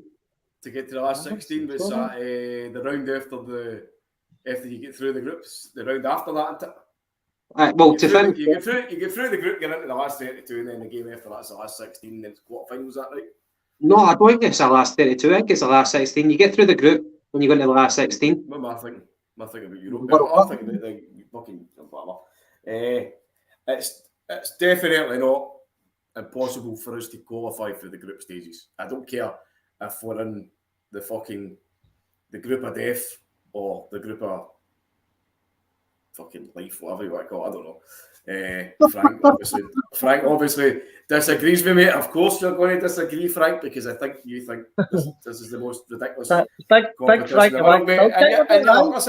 And listen, you're absolutely welcome to your opinion, but I don't see why you can be so pessimistic. Surely you must have some sort of faith, man. And Nah, some never people thought. don't, but some people don't, mate. It's fucking unbelievable, isn't it? One of the biggest shocks of my lifetime that I've seen in football is Leicester, after surviving on like the last day to avoid relegation, the following season they win the Premier League. I've never seen anything like that. So going on that example, nothing's impossible. Yeah, of course, mate. Of course. And if you look at the last few seasons as well, with the obviously I don't want to mention their name, but we have to like Bodo Club and how far they went and beating teams like Roma and stuff. That you need to be more optimistic. There's no way that team should have beat us twice last year, but they did. No. Beating Roma and stuff like that. But I was actually looking for Champions League Porn. stuff. So Japanese porn. speak to you later. 2 minutes. Again, listen, see when it came to the fucking voodoo gunt last year, that was it was inexcusable, obviously, but it was an error on behalf of Ange, and I'm telling every single one, the big man's listened and he's learned for last season. You know what I mean? Yeah. He's not going to do the same fucking stupid stuff. What's he saying? Big Frank. Oh, fighting talk. Sports. Big Frank the wanker from the Baldy Wee negative shite. He's only been sport for Celtic 30 years, the twat. Okay, Franco. To be fair, like I don't think you can help what decade you're born in, you know what I mean? So No, it doesn't matter. Doesn't matter, mate. Listen, we're on social media quite a lot and listening to these people. And listen, Frank, I love you, mate. I love people that contribute to Celtic podcast, man. It's amazing. That's why these guys have got subscriptions and people comment. I think it's fucking brilliant. The negativity and the Baldy stuff doesn't bother me, mate. I'm 40. I've been Baldy for I'm 22. So I'm at every home game, mate. So jump into Superstore, mate, before the game and we'll give you player and I'll slap you a boot. Whatever you're into, man. It's all good, mate. But Frank, I love you. I hope you're well. I hope your family's well and keep commenting on your keyboard, mate. And anytime you leave your keyboard in the house, I'll kick you up down the street wherever you're into, mate. God bless you. I'm going to try and find the Champions League stuff for Gavin. Frank. very, very diplomatic, Derek. Yes, of course, mate. Of course. Why be negative, mate? These guys contribute to your likes, to your subscriptions, and they're definitely saying what they want to say. Well, Frank, what we will say is the slap about is definitely my hands. The only thing you'll be slapping is a concrete, mate. But other than that, God bless you. Go and get yourself some bandages and some stuff for your head, mate. But I love you, Frank. I love you, mate. You're a cracking guy. Paddy, any other comments? There was one for Kieran. Kieran was talking about the golf and the money between us and everybody else, and he was saying that it can't last forever, and that was because that was about 1,000 comments ago. Is it not going to get bigger, Batgaff? The golf, surely it's going to get bigger. I don't know in regards to obviously the FIFA fair play stuff's come in quite a lot bigger in the last few years in regards to like Barcelona, Man City, Chelsea and stuff like that with transfer bans and stuff. So yeah. I don't see the gap going anywhere other than widening in regards to like Scottish and French and fucking Scandinavian football in regards to France, Spain and Germany and stuff like that. I agree. I think like the players' wages, especially in the top European clubs, are getting bigger and bigger and bigger. I think that Neymar transfer was one of the worst things ever to happen to football because it triggered inflation. I think the more that players' wages are going up, the more that clubs are looking to get more money coming in. They're devising new tournaments just to fucking make money to feed the players. And the agents are driving things up. And you see regulations like in La Liga. They brought in regulations for like a wage cap. and obviously you've got financial fair play, but I think a lot of that's just for show. I think in the bigger picture, as long as there's capitalism in football, then it's going to be difficult to reverse it. I see it as a balloon getting bigger and bigger. One day it's going to pop, but not for a long, long time, man. And how do you introduce socialism into football? You know what I mean? Does they happen, mate? Does they happen? I don't know. It's just, I think people are kind of away with the fairies in regards to what happens with football in the next few years, because we're a million miles away as a country in Scotland as well until we go into independence and stuff like that. But I reckon we don't want to go into that too much. I'll definitely get into an independence ring with Frank and kick his balls right through his eyes, but that's a different story. But we're miles and miles and miles away for these big leagues, mate, and being able to pay guys this money. But the main thing, by the way, I've been on this podcast for an hour. We've like talk about the Aberdeen game on Sunday, but other than that, I've really enjoyed it. No, we did that. We did that before you appealed. We was just going to give his Uncle Paddy a wee fucking tell him, Albie. Told you a bass. Aye, so listen, guys, it's been a pleasure again, man. I always love jumping on, man. It's been really good. I like the power for Frank the Wank and all that, and all the guys. As I've said before, if anybody's heard me, I've jumped ship to the Boise bus. The Jungle Gyms for me still the one podcast I've listened to for day one. Just because Gav and Paddy's straight down the line chat, no filter, no censors, no nothing. I like listening to them. Paddy shoots the shit. Gav tries his best to keep it under wraps to a certain extent. Just depending on how many beers Paddy's has. But aye, 100%. I love coming back on, man. I'll always try and jump back on for a chat. But it was good to Paddy to have me on the night. And aye, Jungle Gyms podcast, fucking best about 100%, man. Appreciate you, Paddy. Let me jump on for a wee shoot the shit tonight, mate. I really enjoyed it, as always, man. You know, it's always an open door. You're always welcome to jump on. Aye, I really enjoyed it. He's in the ball, mate. Try to get rid of this wee fucking knobber, but Right, you, Peter. Can't get shot here. Right, Bolt. Right, anyway, guys, I'm going to let you charge on whatever you've got left, but God bless you. Hail, hail. Thanks very much for all the comments, especially Big Frank. I'll see you at the game on Sunday, Frank. Other than that, God bless. Hail, hail. Take care, troops. Right, I'll people. See you later, guys. Right, get a fuck. Yes, you're absolutely right, Frank. One man's negativity, another man's realism. Thank you for the comments, mate. Always appreciate it. It's good. It's good. Do you know what, mate? It's good to get a bit of diversity in it, Gav, in the comments. Because see if you're just fucking doing the line and you know, everybody's all agreeing and all that. If you're too straight-laced like me, it'd be fucking boring. Think about that, man. Yeah, I've no straight-laced, mate. As soon as you start drinking that fucking Pinot Grigio, man, that's you're poof. Well, anyway, looking forward to the weekend, Aberdeen. So, do you think it's going to be a high-scoring one?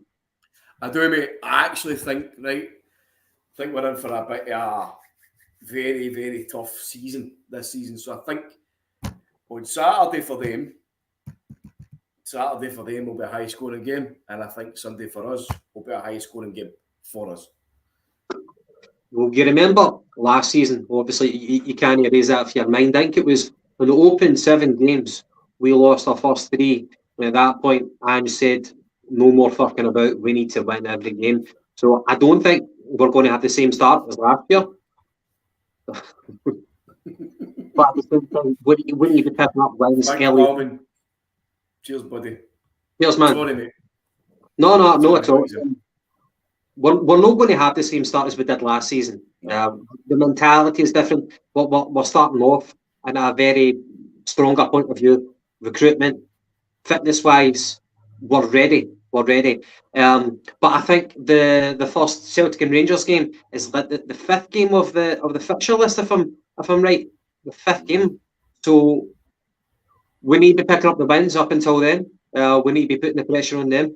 But I'm looking forward to it. But Dale Boy and McGinty thinks that it's going to be at least 10 points between us and Sevco come the end of the season. I think it's going to be... I don't know about the points, Gulf, but it's going to be fucking difficult, man. It'll be a tough season. I don't think it's going to be fucking a landslide at all. I've still got faith that we're going to win the league, but it's going to be one of the ones that if we win the league, we're going to have had to have put in the hard work to win the league, because obviously we've got Europe coming up. You know, we're going to need to fucking rotate here and there. We're going to maybe need to overlook the likes of the cups. You know, I don't think we can all go mental if we get put out the League Cup or if we don't win the Scottish Cup. I know it's terrible. We don't want to lose anything. And you had the likes of fucking Van Bronckhorst giving it, we want to win every game. Really? You want to win every game? You sure? Fuck's sake, that's what you're in football for, I mean. But we'll see what that is, mate. The concentration's going to be on the league, first and foremost domestically, and we need to get a good showing in Europe. Of course, I would love to win everything, but realistically, it's a very, very hard thing to do. There's only been so many teams done it over the entire history. But as I say, I can see a high-scoring opening weekender. And as you say, Gav, it's just how we approach it. You know, we can't underestimate them whatsoever. I know they've lost a few players, but they've brought in a few players, and they're going to be hungry to try and win the league. So we need to make sure that we stop it. Hopefully we can match their physicality as well. It'll be interesting. It'll be if we win the league, it'll be a very, very hard-fought victory. And the bounty is there again, automatic access to the Champions League if you win the Champions League. So we can't relax. We're not going to relax, but we'll be entertaining. We'll enjoy every game. Hopefully, we'll enjoy every step of the game. So, sure. I meant to ask you, mate, what was your prediction for Sunday? 3-0. I'll go for that. 3-0. Any goal scorers? Kyogo needs to get one.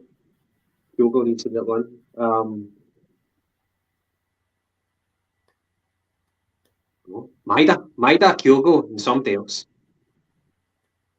Yep. I am going to go 4-1. I think they'll score a goal. I'm going to give it to the Duck. I'm going to say the Duck will score for Aberdeen because it's a great name. Feed the Duck. He's a quacking player. That's actually name, Duck. I think it's one of the fucking nicknames like Jota. Do you know what I mean? But no, I think we win about 4-1. I think Kyle will score. I think Turnbull will score. I think Maeda will score, and I'm hoping for our Dutch friend who's always in the comments, like Bauman. I'm hoping to see a goal for Giakoumakis as well. A goal for his new baby girl. That would be nice. Yes. Right, Paddy. We've been on the go for over an hour and 50 minutes. I don't know if it's just me and you who are still here, but we've still got 40 odd watching. So thanks to everybody. Guys, thanks very much for watching. If you can, be kind enough to hit that like button. Thanks very much. So, but I need a piss, so I think we can wrap it up later. I'll do it. Right, boys. So, cheers, everybody. Absolutely brilliant. Love the comments. And we'll see you on next Tuesday. Catchies.